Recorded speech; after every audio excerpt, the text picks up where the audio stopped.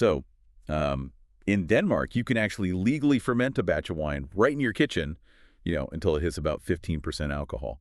But the moment you take that exact same liquid, put it in a pot, and boil it to concentrate the alcohol, you instantly become a criminal. So welcome to today's deep dive.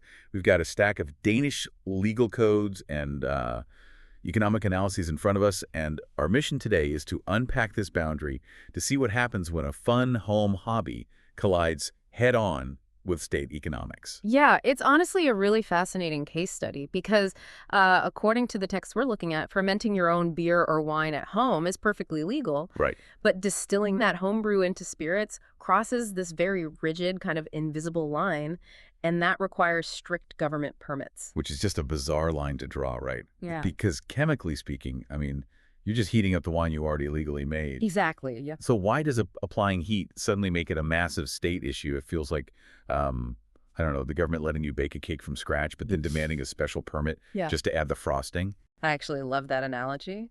But to understand why the frosting gets you arrested, we really have to look past the chemistry of distillation and start looking at the economics. Oh, really?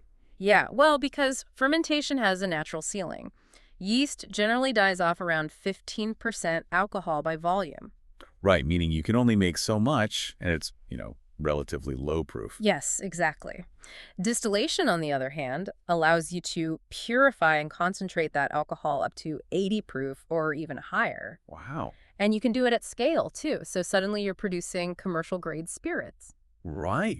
By doing that, you could entirely bypass the state's most lucrative alcohol tax bracket right from your garage.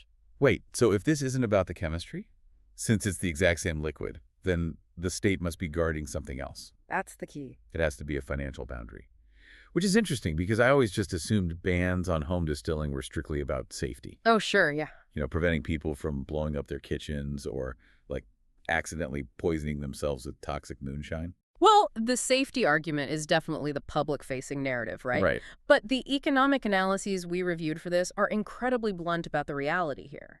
The prohibition of private distillation in Denmark is primarily a question of money. Just money. Mostly, yes. The Danish welfare state requires immense, consistent funding for things like infrastructure, healthcare, and education. High taxes on spirits provide a massive, reliable stream of that revenue. So they literally just cannot afford for everyone to be their own private distillery. Exactly. Going back to our analogy, I guess the cake frosting permit exists because the state actually relies on a massive frosting tax just to keep its hospitals running. That's the reality of it, yeah. The state needs you buying those high-proof spirits at the store where they are heavily taxed, rather than manufacturing them off the books at home. Wow. It's a remarkably transparent look at how welfare state economics actually operate on a micro level. It really is. The dividing line between a legal homebrew and an illegal spirit isn't some protective safety net guarding you from a garage explosion. No, it's a financial shield. It's a regulatory mechanism that is explicitly designed to protect state coffers so they can continue funding social programs. Which, leaves you with a pretty compelling pumpkin to mull over. Mm-hmm. If a law dictating exactly what you can and cannot make in the privacy of your own kitchen is openly designed to protect state tax revenue rather than your physical well-being, Right. how many other everyday regulations might secretly just be tax preservation tools in disguise?